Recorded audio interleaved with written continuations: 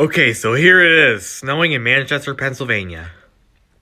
I'm supposed to get a 5 to 8 inches of snow. You can see it's coming down pretty fast. There's my sister's car and my van. There's Lakin's tracks. Yep. Man, it's snowing a lot.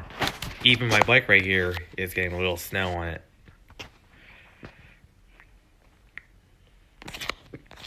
Even the bike helmet too. That's right, I didn't even ride my bike today because it's not working. The back seat is loose. I mean, not the back seat, but the back wheel's loose. So yeah, there's someone shoveling snow. It's one of my neighbors.